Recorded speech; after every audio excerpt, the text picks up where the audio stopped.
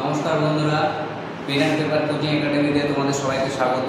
আমি সন্দীপ মহন্ত তোমাদের আজকে অনুপাত অনুপাত চ্যাপ্টারের একটা বিশেষ অঙ্ক নিয়ে আলোচনা করে দেখো। অঙ্কটা সবাই দেখো একটু ভালো করে ধ্যান দিয়ে। অঙ্কটাতে কি বলা আছে যে এ ও বি এর মাসিক আয় ও ব্যয়ের অনুপাত যথাক্রমে 3:2 এবং 5:3। তাহলে অঙ্কটাতে এ এবং বি এর আয়ের অনুপাত দেওয়া আছে 3:2, তার সাথে এ এবং বি এর ব্যয়ের অনুপাত দেওয়া আছে 5:2। তাহলে অঙ্কটাতে আমরা দুটো কন্ডিশন পাচ্ছি, একটা আয়ের অনুপাত এবং ব্যয়ের অনুপাত। তারপরে কি আছে দেখা যাক। তারপরে বলা আছে যদি প্রত্যেকেই মাসে 1000 টাকা সঞ্চয় করে তবে বি এর মাসিক আয় কত। আচ্ছা, একটা খুব ভাইটাল একটা পয়েন্ট দেওয়া আছে, প্রত্যেকেই মাসে 1000 টাকা সঞ্চয় করছে, অর্থাৎ বুঝতে পারছি প্রত্যেকেরই সঞ্চয় হবে 1000 টাকা। ওদের আয় ব্যয় যেরকমই হোক সঞ্চয়ের 1000 টাকা করেই করবে। তো এবার আমরা সঞ্চয়ের ব্যাপারটা কি জানি? সঞ্চয় হলো আয় থেকে ব্যয়কে বিয়োগ করলে আমরা কি পেয়ে যাই? সঞ্চয় পেয়ে যাই। আচ্ছা, প্রথমে আমি অনুপাত দুটো লিখে নিই। এ ও বি এর ক্ষেত্রে ওদের আয়ের অনুপাতটা কত দেওয়া আছে? আয়ের অনুপাতটা দেওয়া আছে 3:2 এবং তার সাথে ব্যয়ের অনুপাত দেওয়া আছে কত?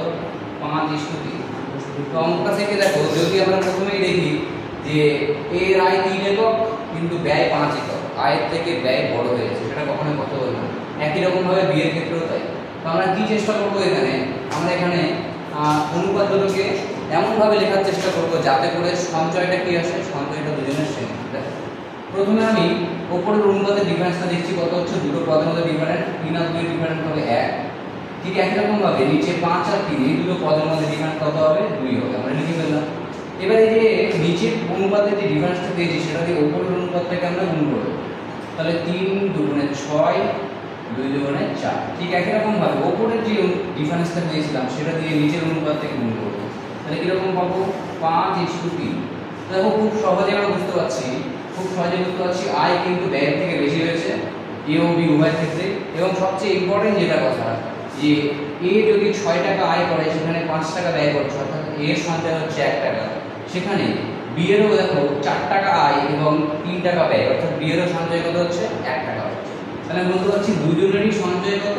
1 টাকা। এইটাই আমাদের প্রশ্নে বলা ছিল প্রত্যেকের সঞ্চয় কত? 1000 টাকা। অর্থাৎ আমাদের যে 1 টাকা বেরিয়েছে সেটার মানেটাই হলো প্রশ্ন অনুযায়ী কত? 1000 টাকা। আমাদের 1 একক মানে কত টাকা? 1000 টাকা। এবার প্রশ্ন যেভাবে চেয়েছে বি এর মাসিক আয় কত, কি চেয়েছে? বি এর মাসিক আয়। আমরা আয় থেকে যাচ্ছি, আয়ের অনুপাতটা ছিল 6:4, সেখানে বি এর মাসিক আয় কত?